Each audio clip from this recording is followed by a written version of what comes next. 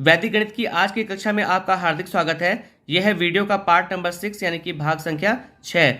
इस वीडियो में हम वैदिक गणित के सूत्र निखिलम नवतस् चरमम दस्ता से घटाने की संक्रिया से संबंधित सवालों को हल करेंगे। जैसा कि हम आपको पहले ही बता चुके हैं कि जो घटाने की वैदिक विधियां हैं वो 5 वैदिक विधियां हैं, यानी कि वैदिक गणित के इन 5 सूत्रों से हम घटाने संबंधी सवालों को हल कर सकते हैं। इस वीडियो से पहले जो 2 वीडियो थे उसमें हमने पहले और दूसरे सूत्र की सहायता से घटाने के सवालों को कैसे हल करेंगे की व्याख्या हम कर चुके हैं।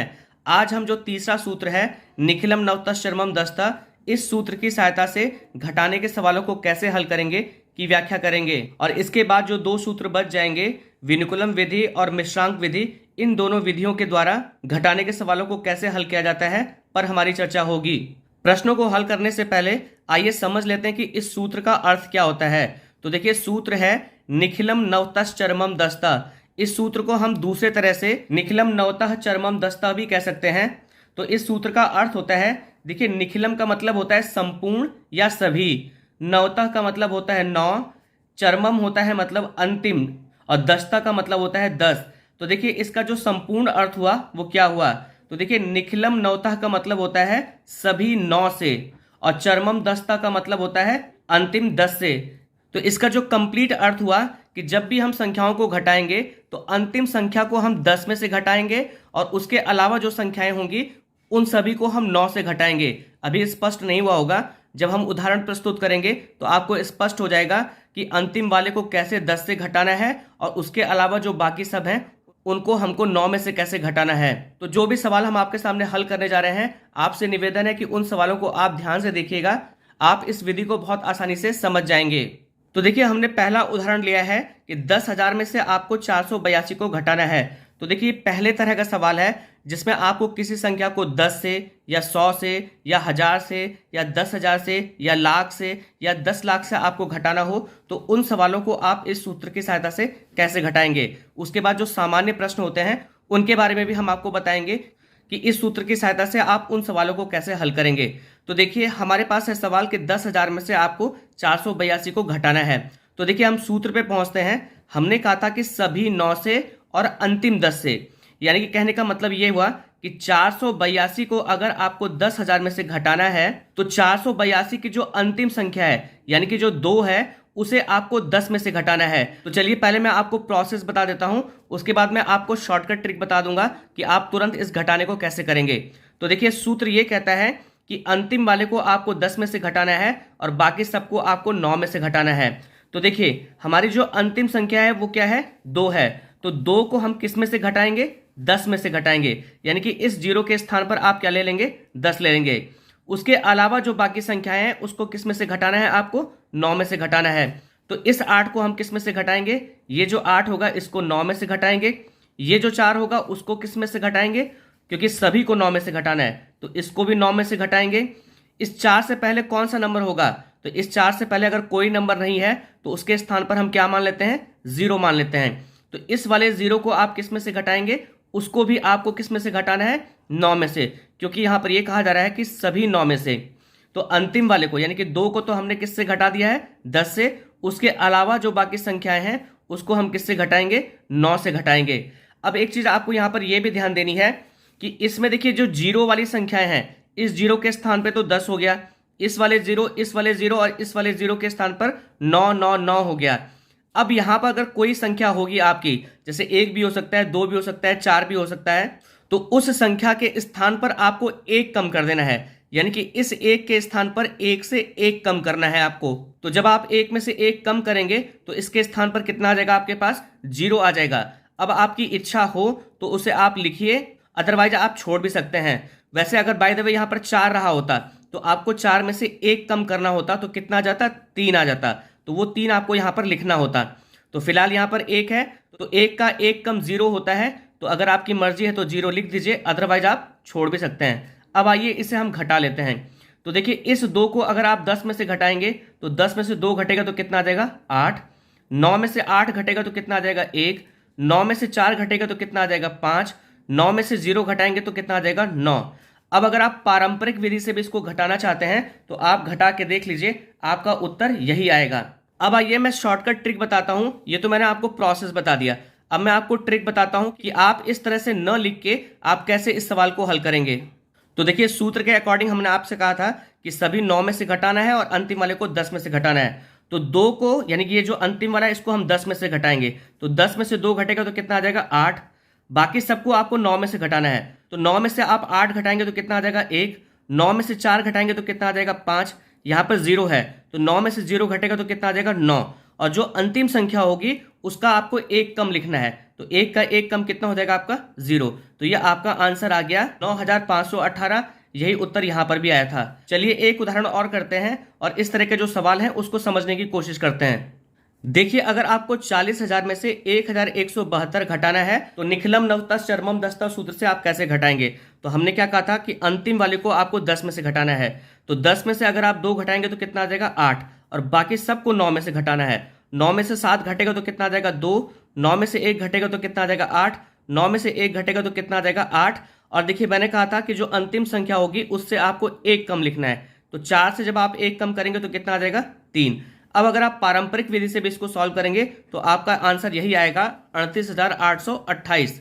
अब चलिए, जो सामान्य प्रश्न होते हैं, ये तो हमने आपको उस तरह के प्रश्न बताएं कि अगर आपको 10 में से, या आपको 100 में से, 1000 में से, 2000 में से, 4000 में से, 50,000 में से, इस तरह के नंबर से अगर आपको संख्याओं को घटाना हो तो आप इस सूत्र की सहायता से कैसे घटाएंगे। चलिए अब दूसरा तरह का सवाल लेते हैं और उसको आप कैसे सॉल्व करेंगे के बारे में आपको बताते हैं। अब देखिए, हमारे पास एक सवाल है कि आपको 854 में से 569 घटाना है और सूत्र है निखिलम नवतस चरमम दस्ता, यानी कि निखिलम नवतस चरमम दस्ता सूत्र की सहायता से आपको इस सवाल को हल करना है। तो देखिए, जो हमारा पिछला सवाल था, यहां पर आपने देखा होगा कि यहां भी 0 था, यहां भी 0 था, यहां भी 0 था और यहां भी 0 था। तो अंतिम वाली संख्या को हमने 10 में से घटाया था और बाकी सबको हमने 9 में से घटाया था। लेकिन इस सवाल में देखिए, यहां 0 नहीं है। आप इस तरह के सवालों को कैसे हल करेंगे? तो आप मेरी बात को ध्यान से सुनिएगा। अगर आप इस क्वेश्चन पे कॉन्सेंट्रेट करेंगे तो आप बाकी सवाल भी कर पाएंगे। देखिए, 4 में से 9 घटेगा नहीं, क्योंकि 9 बड़ा है और 4 क्या है? छोटा है। तो आपको करना क्या है? देखिए, ध्यान से सुनिएगा कि आपको करना क्या है कि 9 और 4 का आपको अंतर निकाल लेना है।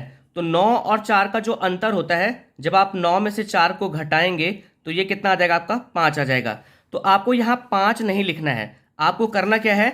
आपको 5 का परम मित्र देखना है। हम आपको परम मित्र के बारे में जो पिछली कक्षाएं हैं उसमें हम डिटेल में बता चुके हैं। एक बार मैं फिर आपको बता देता हूं कि परम मित्र का मतलब ये होता है कि जैसे अगर आपको 2 का परम मित्र देखना है कि क्या है, तो आप 2 में ऐसी कौन सी संख्या जोड़ेंगे कि 10 आ जाए। तो जब आप 2 में 8 को जोड़ेंगे तो इसका योग कितना आ जाता है? 10 आ जाता है। तो 2 को 8 का और 8 को 2 का परम मित्र कहा जाता है। इसी तरह से 3 का परम मित्र क्या होगा? यानी कि आप 3 में ऐसी कौन सी संख्या जोड़ेंगे कि 10 आ जाए। तो 3 में जब आप 7 जोड़ते हैं तो इसका योग कितना आ जाता है? 10 आ जाता है। तो 3 को 7 का और 7 को 3 का परम मित्र कहा जाता है, क्योंकि 7 में भी जब हम 3 को जोड़ेंगे तो कितना आ जाएगा? आपका 10 आ जाएगा। तो देखिए, जब हमने 9 और 4 का अंतर निकाला तो 9 और 4 का जो अंतर आया वो कितना आया? आपका 5 आया। हमेशा बड़ी संख्या में से जब छोटी संख्या को घटाते हैं तो हमारा अंतर पता चलता है। तो अब आपको क्या करना है कि जो संख्या आई क्या आई?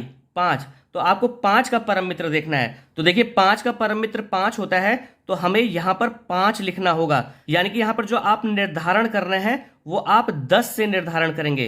किससे करेंगे? 10 से निर्धारण करेंगे कि इनका जो अंतर आया वो कितना आया? 5। तो 5 का जो परम मित्र देखेंगे आप, वो 10 के हिसाब से देखेंगे। यानी कि यहां पर जो आपको आधार लेना है, इसको क्रियात्मक आधार कहा जाता है, वो आपको 10 लेना है।